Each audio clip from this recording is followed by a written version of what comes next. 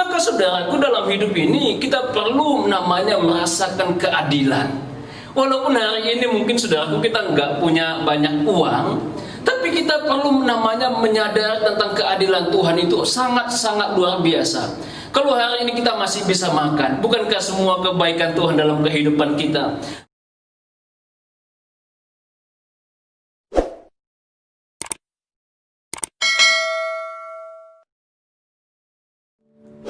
Puji Tuhan, shalom teman-teman, Bapak Ibu Saudara yang diberkati oleh Tuhan. Pagi ini kita akan sama-sama kembali dalam Miracle Morning kita. Kita akan belajar firman Tuhan. Tapi sebelumnya kita akan mengangkat satu pujian yang kita persembahkan kepada Tuhan. Kita angkat satu pujian, kita katakan, ku bersyukur padamu Tuhan, haleluya.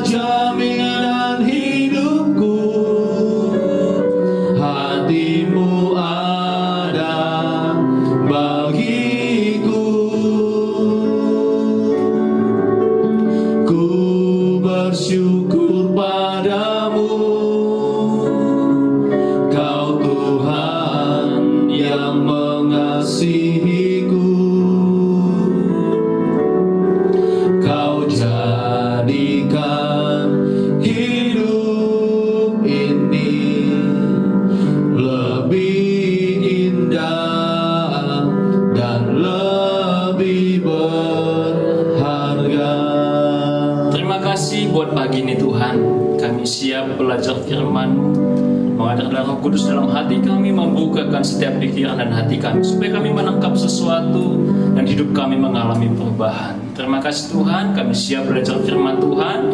Dalam nama Tuhan Yesus kami berdoa, haleluya, amin. Puji Tuhan, pagi ini kita akan belajar firman Tuhan. Bapak Ibu, kita buka kitab kita dalam kitab Ulangan pasalnya yang ke-32. Ulangan pasalnya yang ke-32, kita baca ayat yang keempat. Dikatakan begini dalam firman Tuhan: gunung batu yang pekerjaannya sempurna, segala jalannya adil, Allah yang setia dengan tiada kecurangan, adil dan benar Dia. Pagi ini kita belajar firman Tuhan tentang merasa adil di tengah ketidakadilan. Bapak Ibu Saudara, sering sekali kita sebagai manusia, kita merasakan rasanya ketidakadilan yang terjadi dalam hidup kita. Kita melihat, sering kita membanding-bandingkan, kayaknya pelayanan lebih banyak yang kita kerjakan daripada orang lain. Tapi kenapa kayaknya orang lain lebih gampang untuk melakukannya dan mereka mulai diberkati, sementara kita masih bergumul dalam kehidupan kita. Nah saudaraku, dalam keluarga kita juga sering membandingkan, kenapa orang tuaku lebih sayang sama kakak dibandingkan sama aku.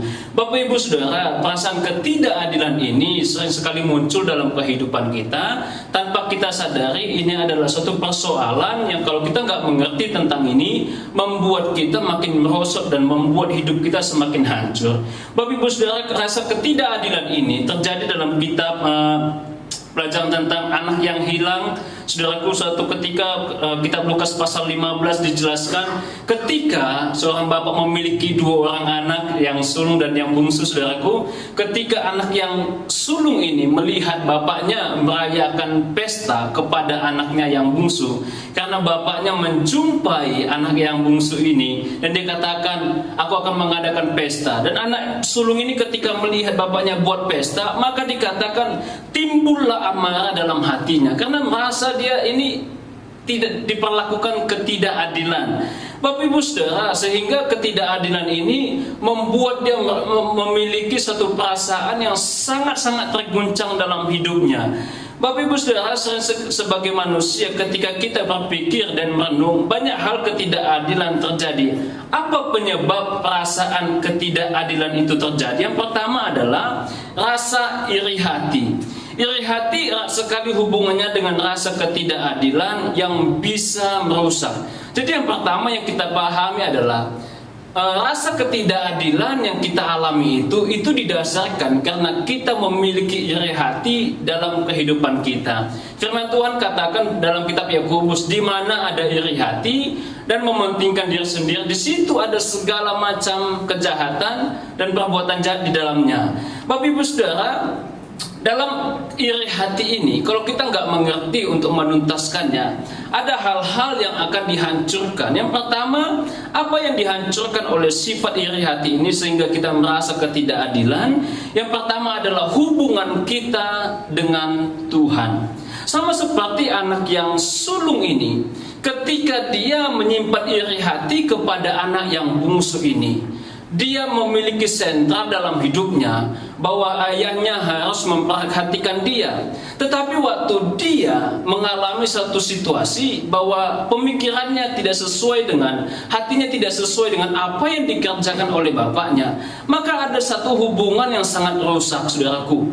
Maka saudaraku, ada satu hubungan bahwa anak yang hilang bukan berbicara tentang anak yang bungsu pergi dari bapaknya, tetapi anak yang hilang juga berbicara tentang anaknya dalam rumah tapi kehilangan hubungan dengan bapaknya. Kenapa? Karena ada satu rasa iri hati yang membuat rasa ketidakadilan itu muncul. Maka dikatakan dalam kitab Lukas pasal 15 ayat 28, maka marahlah, timbullah amarah anak yang sulung ini, dan dia mulai keluar dan dia sangat kecewa sekali dengan apa yang dilakukan oleh bapaknya. Bapak Ibu Saudara, teman-teman, kalau kita menyimpan sifat iri hati, maka rasa ketidakadilan itu sangat kuat sekali membungkus kehidupan kita. Sehingga apa? Sehingga kita mulai membangun hubungan yang tidak baik dengan Tuhan. Yang kedua adalah sifat iri hati ini menghancurkan bukan hanya hubungan dengan Tuhan, tetapi menghancurkan hubungan dengan sesama kita, menghancurkan diri kita, menghancurkan hubungan dengan sesama. Maka saudaraku, kita perlu belajar untuk apa? Sifat iri hati ini jangan sampai menguasai kehidupan kita, sehingga rasa ketidakadilan membuat kita ini menjadi orang yang tidak mengalami kepuasan dalam kehidupan kita.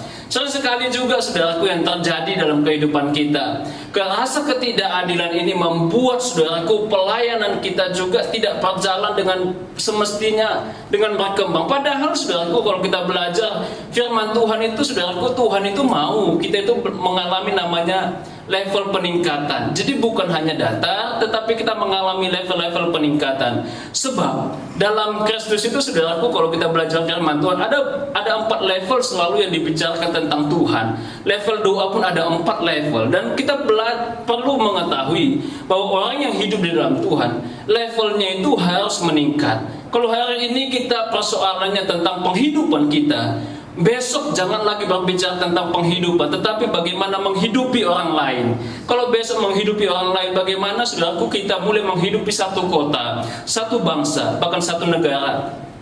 Ayat terakhir dalam kitab 1 Korintus pasal yang ke-9 ayat yang ke-18 dikatakan begini, saudaraku, kita buka 1 Korintus pasal 9 ayatnya yang ke-18.